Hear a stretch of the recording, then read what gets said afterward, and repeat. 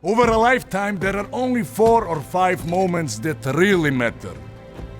Moments when you're offered a choice. To make a sacrifice, conquer a flaw, save a friend, spare an enemy. In these moments, everything else falls away. The way the world sees us. The way we don't have its chance!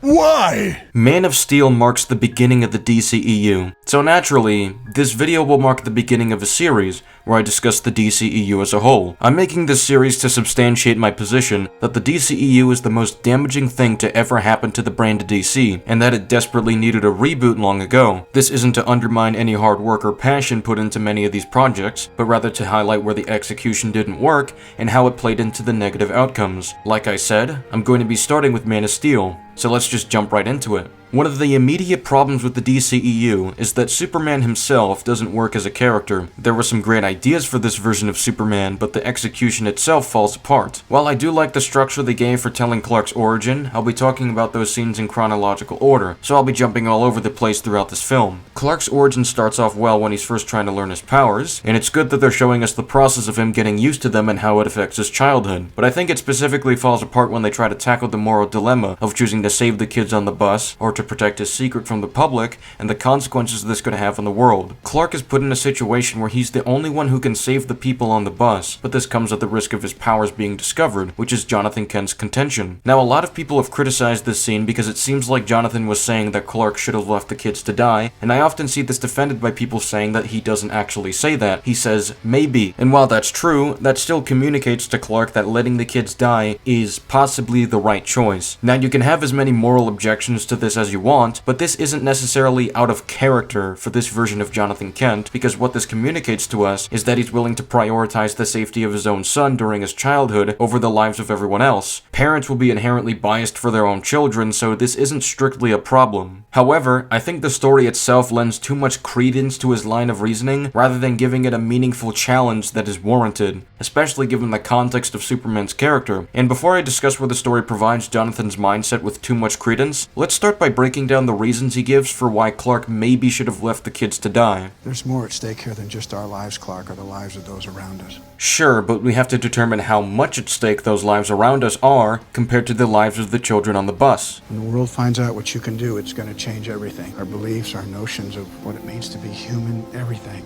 This is also true, but the world finding out that aliens exist and reforming their beliefs is inconsequential compared to the loss of human life. That's what I think Jonathan Kent is missing. And while I can understand his perspective as a father who puts his son above all else, there's a point where this can go too far. You saw how Pete's mom reacted? She was scared of Clark.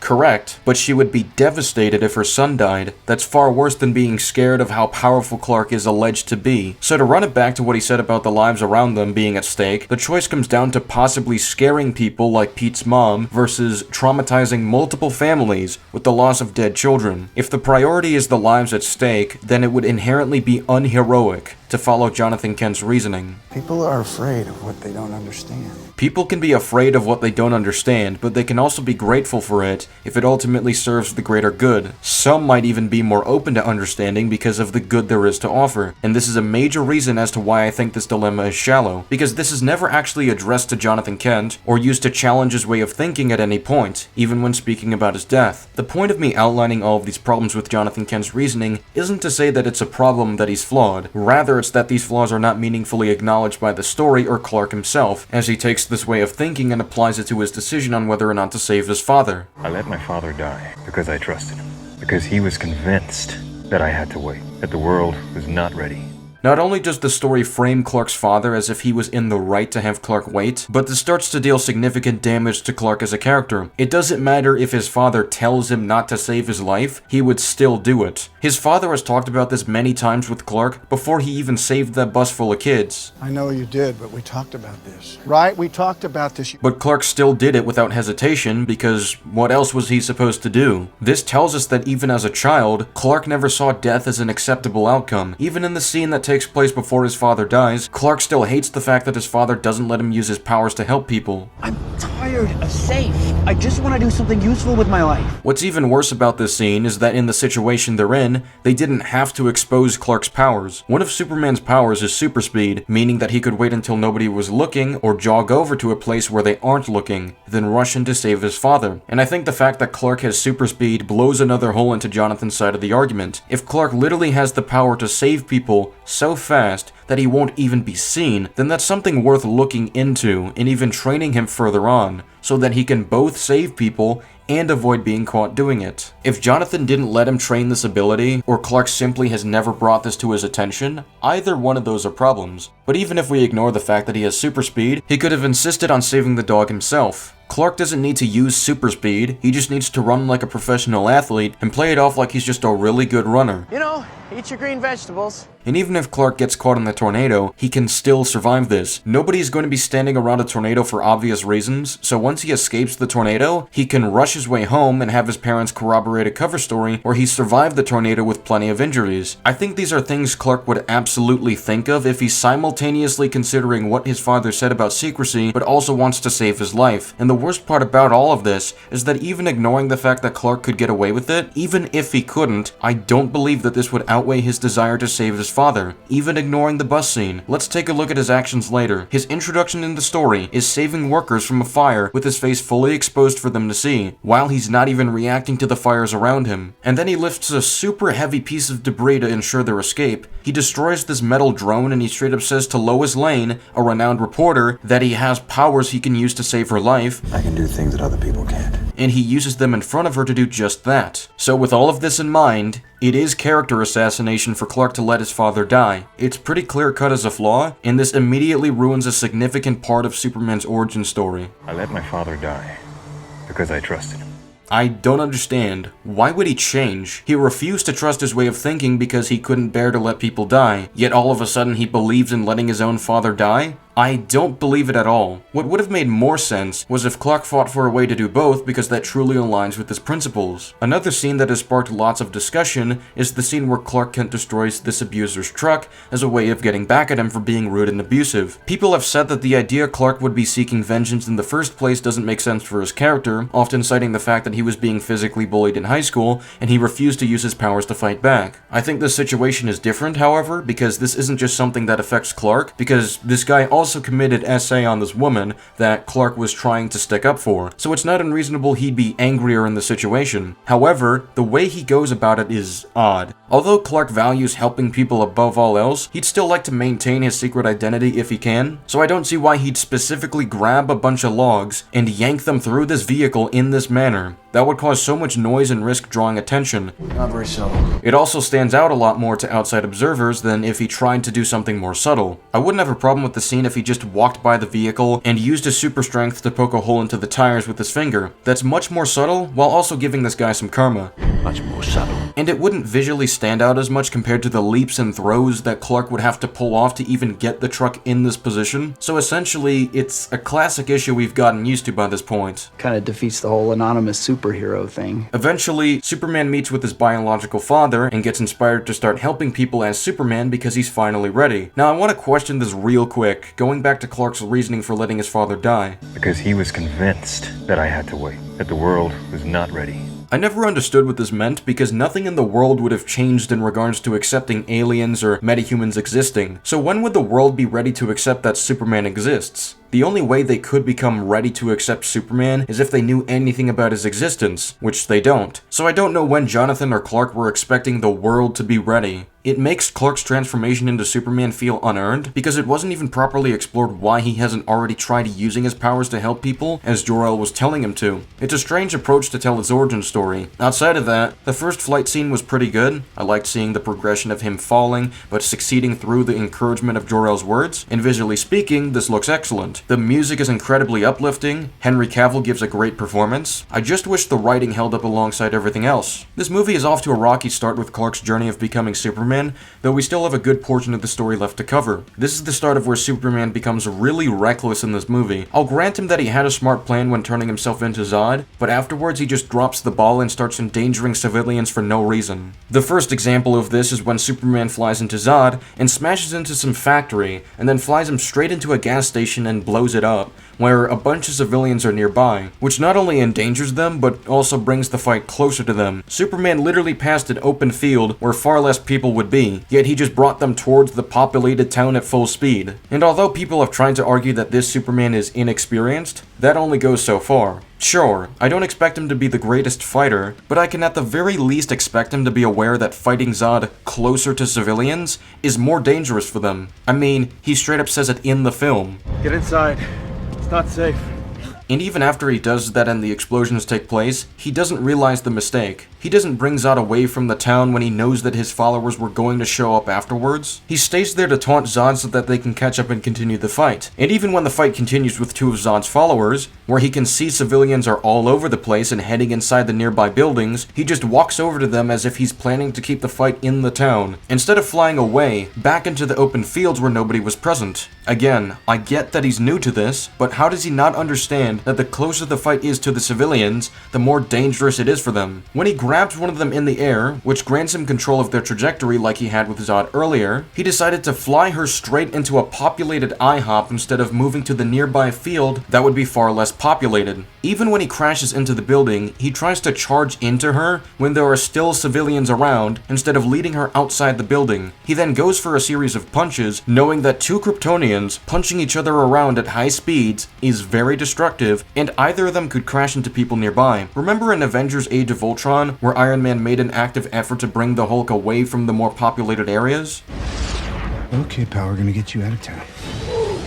Sure, he wasn't 100% successful considering he's literally fighting the Hulk, but you can see the attempt made to bring the fight elsewhere. Superman has the advantage of an open field that's largely empty, and he still doesn't utilize it. Also, the fact that Superman has powers and not a limited suit of armor. I also like how Iron Man actually makes use of his thermal vision to check if these areas are populated before doing something super destructive, which makes a whole lot of sense. Superman has X-ray vision and super speed perception, yet he doesn't even think to look into these areas to see if they're empty before crashing other Kryptonians there. Back to Man of Steel, he goes in for the charge again instead of maybe flying out there, so that he gets followed to an emptier part of the town. He then gets slammed into some random building, and then he retaliates by crashing this Kryptonian through a truck, through one of the buildings in the same town where he told people to stay inside, and attempts to punch her across town once again before getting grabbed. You know what would be a great place to bring them to? Literally take one of them to space, which we know he's capable of since his first flight. That's a whole lot better than keeping this fight in the most populated part of Smallville. He also knows that the military is getting involved, which means their helicopters can be brought down if they stay close to the fight. Those soldiers could end up getting killed if Superman keeps the fight in the same place with no attempt to move it elsewhere.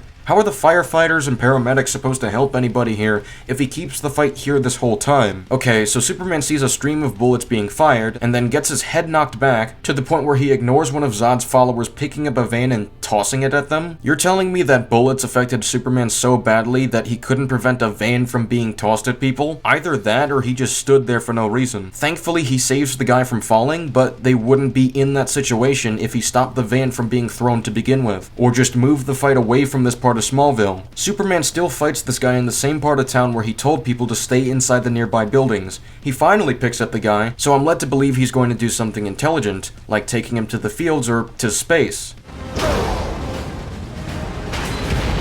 You really are God's perfect idiot. That entire thing exploded. Why is Superman like this? Even if nobody was at the train yard, Superman is still just causing needless destruction. Plus, fires and explosions are really bad for the environment, so causing this many needless explosions in a populated town, Superman is just harming the air quality in that same area where he told them to stay inside the buildings. Not that the firefighters could do anything in a quick and safe manner because he keeps the fight close to the town anyway. And when Superman gets a lucky blow on this Kryptonian, he doesn't just capitalize off it straight away. He just stands there and lets her talk when so much damage has been done and is still being done due to all the fires and destruction, when he should be taking her far away from these people. The entire town faces a barrage of explosions because of Clark's decision to keep the fight there. He nearly leveled this entire town when he had the full agency of taking this fight elsewhere, since he's the one Zod is after. At this rate, he might as well just ask to shake his hand and not call him late for dinner, because that'd be just as productive as what he did in this fight. And then Superman comes back after dealing with so much collateral damage and doesn't ask any of these soldiers where the other Kryptonians went.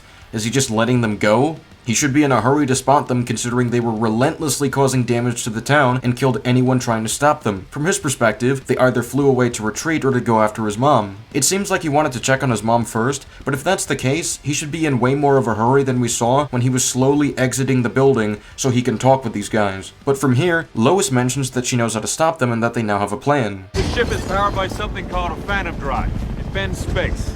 Zod's ship uses the same technology, and if we can make the two drives collide with one another, A singularity can be created. like a black hole. This will open a black hole in Metropolis? It can't be worth the risk. So if we open up this doorway, then theoretically they should be pulled back in. It's a viable plan. I'm just lost here. So why does anybody agree with this? Superman's plan is to open a black hole in Metropolis just to defeat the bad guys. That's like if Spider-Man created a super collider just to defeat the Sinister Six. Creating a black hole inside the city, when it's already suffering from being terraformed, can result in the destruction of the planet, the solar system. Who knows how bad it can get? I get terrified just thinking about this. Why not just have Superman destroy the world engine like, he does in the movie, then have him destroy Zod's ship? Why do you need a black hole to do the job? Stop! You don't know what it can do! You'll kill us all! When the black hole gets created, so many pieces of rubble from the ground are being sucked in. Superman is visibly struggling to even fly down, which means that his flight speed and the force of Earth's gravity combined are not enough to escape the black hole without struggle. So you can imagine how many people would have gotten sucked inside with this plan, especially if anything went wrong and the black hole didn't get shut down, as opposed to Superman simply destroying the ship like we saw him do earlier and using his super speed to prevent the falling debris from hurting anybody. This entire plan is ridiculous and could have ended the world. Superman crashes through Zod's ship, and Zod begs for him not to destroy it because this will destroy Krypton's future. Okay, so Superman has leverage over Zod. If Zod doesn't agree to land the ship safely and stop terraforming the planet, Superman destroys the ship. That's an easy way of handling this in a less destructive manner, while at least giving Krypton a chance at a future to coexist with humanity. Krypton had its chance!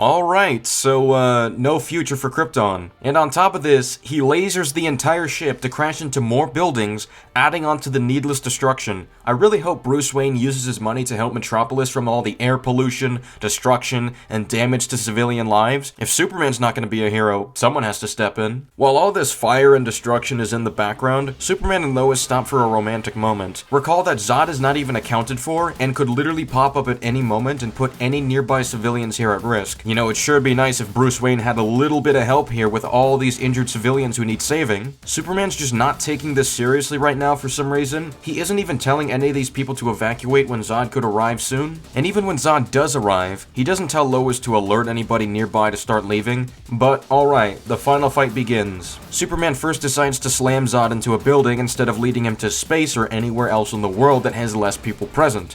He watches Zod kick a highly explosive truck his way, and he doesn't even try to catch it to prevent an explosion. He then turns his back to Zod looking surprised that it ended up blowing this entire parking garage. I don't know what else he expected to happen. And then he gets surprised because he wasn't paying attention, and he proceeds to willingly keep the fight in the city when it's his turn to exchange a hit. There's only one way this ends. Either you die, or I do. Okay, grab him and bring him to space. Instead, Superman flies downwards with the intention of pushing him back to ground level in the same area where we saw civilians nearby. The fact that he isn't even trying does serious damage to him as a character. These aren't just isolated instances either, this is the entirety of Superman's fights with Zod or his followers. And then Superman slams into Zod and knocks over all these metal pieces that can easily fall down onto the streets. He doesn't take advantage of the fact that Zod can fly now, meaning Zod can follow him to space now. Remember when Iron Man was smart enough to think of this with an already low power high-power Iron Man suit, Superman has natural abilities and he doesn't even think to utilize them to redirect Zod. Superman keeps punching Zod across the city instead of upwards where he can push him further and further to space. He willingly slams Zod's head into a series of windows. Better hope those glass shards don't affect anybody on ground level. By the end of it, he finally thinks to bring Zod into space. Couldn't have done that earlier. I hate you. I'm happy we finally figured it out. And while Superman fails to keep the fight in space because of Zod retaliating, it's okay that he fails on the way down. He at least tried in this instance, but he still should have tried this many times earlier. I think you should lead with that next time. I'm also going to defend Superman killing Zod in the scene. I know many people have criticized this, but I think it's pretty evident that Superman had no choice here because, you know, this family was literally seconds away from being sliced. It's not like he took joy in the kill either. He was clearly saddened by the fact that he had to do it. I don't know what he's supposed to do in that situation. That pretty much covers everything I have to say about Superman as a character. He's not a good character in this movie. I think he's immensely destroyed in this movie. This already harms a lot of the movie for me, and it's already enough to say that the DCEU is in a lot of trouble. I'm about to run through the plot problems in this movie just to finish it off, since this will mostly be a breeze to get through. So we start at the beginning where Krypton is getting destroyed, and Jor-El is trying to get Clark sent to Earth. Already? I don't know why the Genesis chambers aren't heavily guarded, considering how open and exposed they are. Anybody can just swim down here and immediately have access to these Genesis chambers. Are there no defensive measures such as Kryptonian robots around to guard it? Jor-El gets met with none of this, so he can casually swim around to take the Codex. Does this not have any locks either? They have an alarm for if the Codex gets compromised, but not robots or locks to prevent random people from having access to it? They should have defenses prepared already, instead of the situation where an alarm has to go off for them to even show up. Surrender the Codex.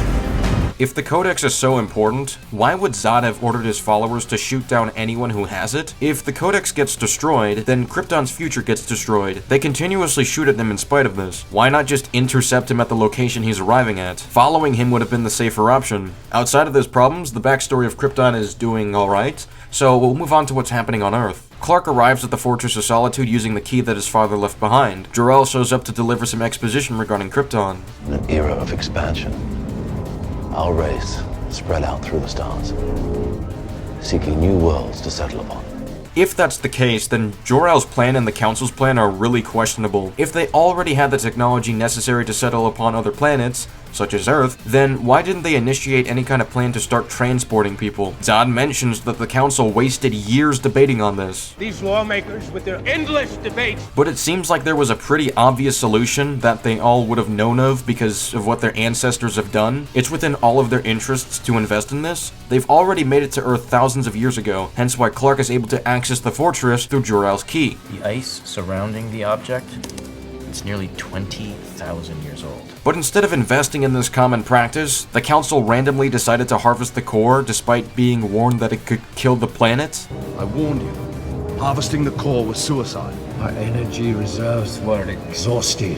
What would you have us do, Al? You stupid. Maybe utilize natural resources from the other outposts, like Earth. I don't understand what kind of dilemma would justify their decision to harvest the core. What did the Council even gain from that? What did they expect to gain from that? Natural resources aren't good enough of a reason because it was common practice for Kryptonians to expand to other planets, which provides them access to more resources. It comes across like they killed their planet for no reason. Artificial population control was established. The outposts and space exploration were abandoned.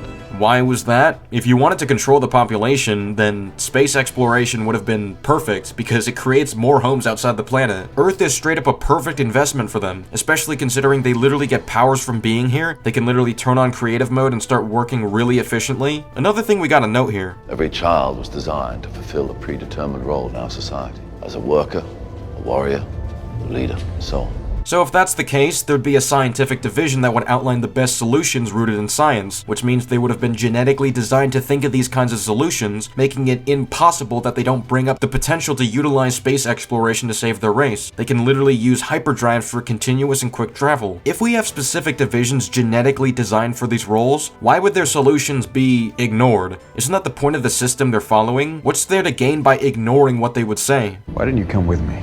We couldn't, Cal, no matter how much we wanted to.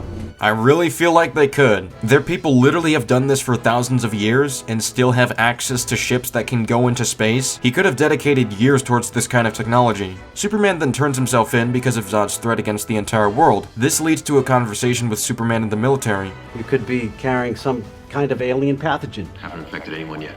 That you know of. Okay, so if the military is this cautious regarding Superman because he's an alien, then why is Lois allowed to be in the same room as him? Why is nobody wearing protective gear on their faces to prevent any kind of infections? Why not prepare a room for this to begin with, instead of putting him in some regular interrogation room? The destruction of our world freed us. So did the Kryptonians never consider this? They're on a ship outside of the planet that's getting destroyed, and they're being held back by ice? Of course, an exploding planet would give them a chance to escape their sentencing, while contained in a ship seemingly built to protect them from objects in space crashing into it. And they have working technology that they could repurpose in the same prison. I don't understand what the Kryptonians were cooking. Zod's plan also doesn't make sense at all. He wants to terraform Earth so it's more like Krypton, but the entire problem with Krypton was that it had such a harsh environment that it was dying. Zod straight up acknowledges this in the film. The only thing we agreed on was that Krypton was dying. So if Krypton was dying, why would he change the Earth to be more like Krypton? Earth's gravity is weaker, yet its atmosphere is more nourishing. If Earth has weaker gravity, then you'd imagine how much harder it'd be to traverse the planet. Even if Zod could fly around with Kryptonian's gravity, it would take more energy and effort from him. It would expend more energy to keep ships up in the air, and as Jor-El said, Earth's atmosphere is more nourishing. It gets even worse when you think about it, because thousands of years ago, they literally had data on Earth, because that was one of their outposts. You're telling me that they saw how much better Earth's environment was, and that they have the technology to terraform planets at will? They didn't consider for a second that such terraforming technology could have been used to save Krypton? If they made the environment much less harsh, if they improved the overall atmosphere to be less destructive for them, based on their data they'd have on Earth's atmosphere, then why didn't they use the terraforming technology to save their planet? Another thing I'd like to mention, but Zod says they'd spend years suffering and trying to adjust like Clark did. Our people can coexist. So we can suffer through years of pain trying to adapt like your son has? But if Zod actually looked into Clark's memories, he would realize that he got used to his senses from one conversation. And because Zod is an adult, he was able to get used to his senses much quicker. So in his eyes, all he really needs to do with younger Kryptonians is to guide them to use their senses, which shouldn't take long because it didn't take long for Clark. It seems to me like this explanation was given to try to justify why he wants Earth to be more like Krypton, but the fact that Krypton was dying because of how bad its environment was should outweigh having to spend a little bit of time getting used to your senses on Earth. I would imagine that Zod would prioritize preserving the planet itself. Later on in the film, Lois Lane is falling down when the black hole gets opened. I mean, it's literally picking up tons of rubble, and Superman himself is even struggling when moving Lois to the ground. Yet for some reason, Lois was lucky enough to not be sucked into the black hole with everyone else. This is pretty big plot armor for her. Outside of that, I don't really have anything else to criticize the plot for. The rest of the movie largely consists of entertaining action. It looks really good, but as I've talked about earlier, plenty of damage is being done to Superman as a character. I guess I like the ending at least. So that pretty much covers all my problems. It's really disappointing considering Henry Cavill is perfect as Superman. I really like how he acts as Superman in the film. He brings plenty of charm to the role. Who knows? Maybe there's a universe out there where this was given another draft, and this movie was on the level of, let's say, Sam Raimi's Spider-Man. Let me know your thoughts in the comments. Next, I'll be talking about Batman v Superman: Dawn of Justice. That's all I gotta say for now. See you later.